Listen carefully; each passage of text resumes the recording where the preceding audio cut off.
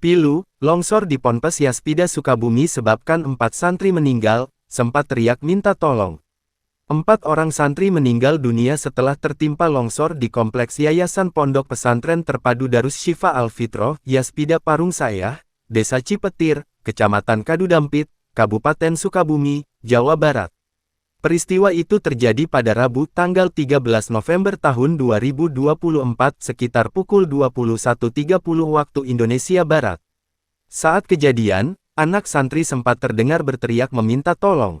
Data diperoleh tribunjabar.id, 4 orang santri yang meninggal dunia diantaranya MF 14 tahun, MDA kelas 8, MAR 14 tahun, dan MRR 14 tahun. Longsor ini pun tidak hanya mengakibatkan 4 orang meninggal dunia, ada juga 5 orang santri luka-luka. Berdasarkan pantauan tribunjabar.id, lokasi kejadian telah